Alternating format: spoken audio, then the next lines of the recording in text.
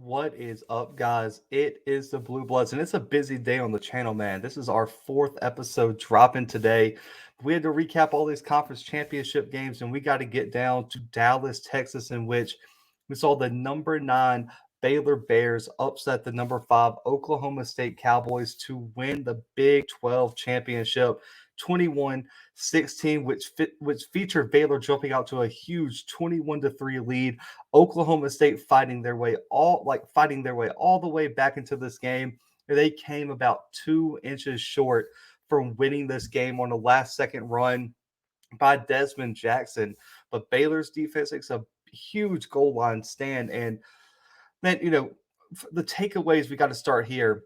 Dave Aranda comes in from LSU as a D coordinator coming off of a national championship. And the Baylor Bears really struggled last year. Only 2 wins in Dave Aranda's first season. And all season long, they've seemed to fight and claw their way back into the championship picture. They get here and they win a conference championship only a year removed after 2 wins last year, including, I believe it was a 45-3 beatdown by Oklahoma State last year. And they find a way to, get revenge on one of their 2 losses this year. Oklahoma State beat them at the first week of October, 24-14 in Stillwater, but Baylor found a way to do it. And I want to give Baylor a lot of credit here. Without their starting quarterback, Bohannon, out due to injury, Blake Shapen really had an outstanding day at quarterback. And I think he really showed that Baylor has a bright future at that quarterback spot and that they could step into, that void that Oklahoma and Texas is leaving as really one of the new faces of the Big 12. You look at Shapen, 23 of 28, 180 and 3 touchdowns, guys. And this is against the number 1 passing defense in the Big 12. Shapen had a great day. There was a lot of question marks about what his performance would be against a defense of this caliber.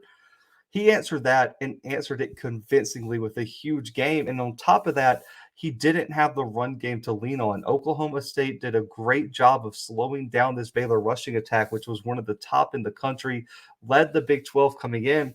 Only 62 yards rushing for Baylor, less than 2 yards per carry, no rushing touchdowns. So the fact that Shapen thrown into action, with Bohannon's injury at Kansas State, he found a way to win down the stretch, and then in the biggest moment, guys, deliver arguably his best performance of his short season as the quarterback for Baylor. And when you look at the wide receiver group, man, I want to give a huge shout out to Tyquan Thornton for Baylor, man. This guy has quietly put together an outstanding year, by far the best wide receiver right now on this Baylor team. 6 receptions, 71 yards, and a touchdown. He had a giant game for the Bears. And then my final takeaway before we shift into, what went wrong for Oklahoma State, I want to give a shout out to Dave Aranda's defense, man. I know, technically he's not the, D coordinator, but his fingerprints are all over this defense year in and year out, or game in and game out. He's found a way to take away what the other team does best. You look at that Oklahoma game, held Oklahoma to a historic low number.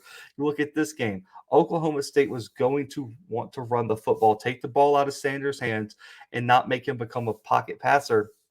They hold them to 70 yards rushing, less than 2 yards per carry as well on over 40 attempts. And on top of that, his defense forced 4 turnovers this weekend, 4 interceptions from Sanders, and that really helped them seal the deal this weekend. This Aranda defense, always going all the way back to Wisconsin, they're always fast, physical, and they're opportunistic. And this weekend, they found a way to cash in on those opportunities with major turnovers. And those 4 turnovers really were the difference in the game. And like I said, was decided by just about 2 inches in the outreached arms of Jackson. Now, for Oklahoma State, man, what went wrong? One, the running game wasn't there. You have to run the football to help out Spencer Sanders. He's not a guy who can just sit back there and throw the ball around the yard. And on top of that, Jaylen Warren unexpectedly was out with an injury this weekend. I really think Jaylen Warren being out in that running back room already being wrecked by injuries really hurt Oklahoma State's ability to move the football, man. And Jaylen Warren, if you don't know, is really a focal point of this Oklahoma State team. And so him being out, he was a Utah State transfer, one of the top rushers in the Big 12.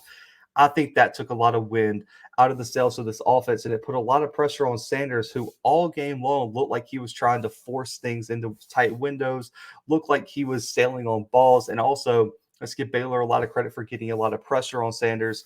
You could tell Sanders was never comfortable in the pocket, and I think that is the biggest thing that went wrong for Oklahoma State, because when you look at their defense, let's give Jim Knowles again a lot of credit. Give him his flowers. Jim Knowles all season long has had this defense at the top of the Big 12.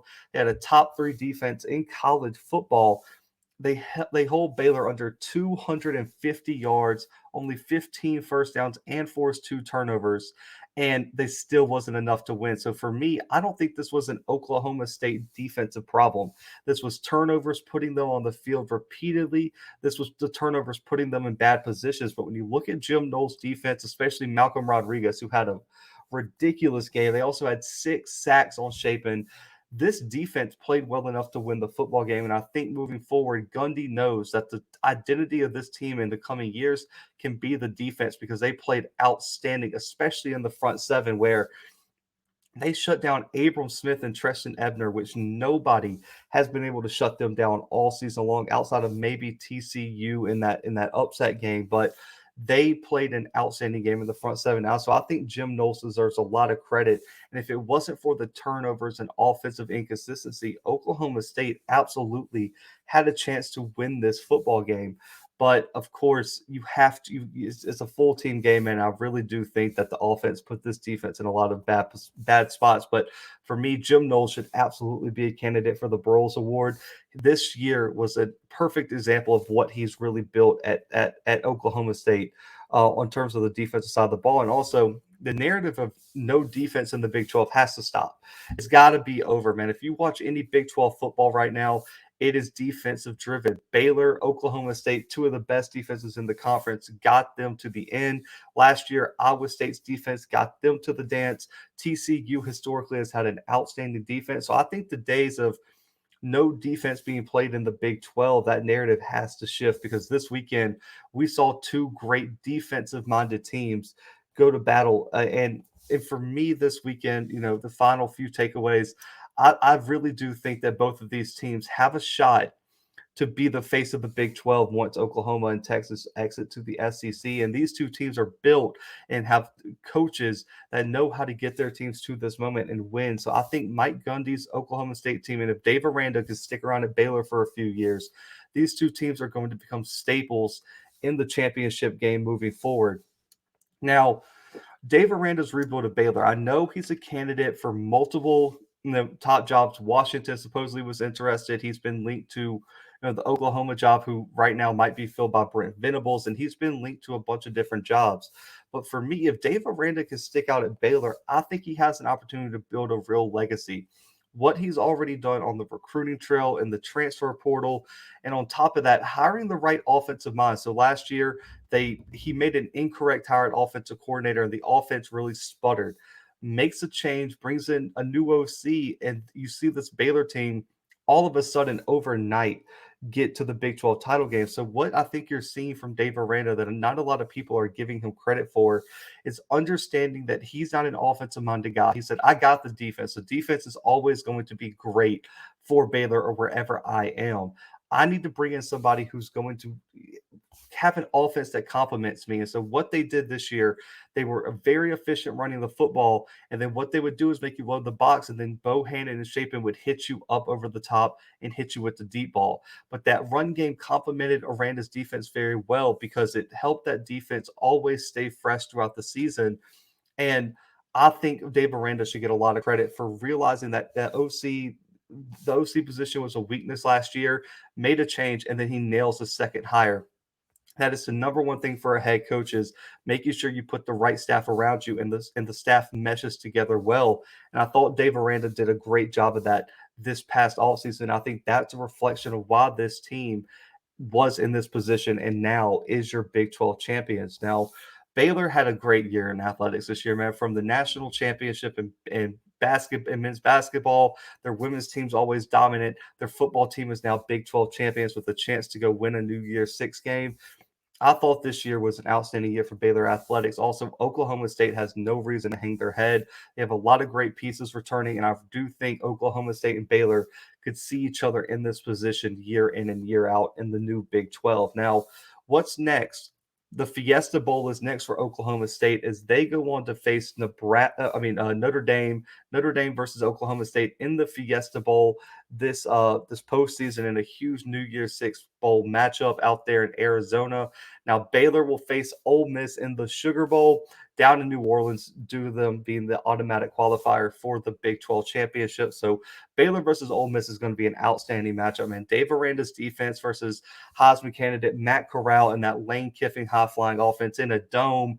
On that turf, everyone's going to be flying around. And I'm also interested to see how this rushing attack of Baylor will do up against that defensive front of Ole Miss that is prone to giving up some explosive plays. So I think overall, it was a great year in the Big 12. I think the narrative has shifted to this being a more balanced conference. And I think the future, even without Oklahoma and Texas, is very bright with Oklahoma State, Baylor, and some of the teams they have coming in as well. So Baylor is your 2021 Big 12 champions with a big win over Oklahoma State, 21-16 as they make a goal line stand. Guys, make sure to subscribe now, hit the like button on this video, and comment your takeaways from the Big 12 season and the Big 12 championship below.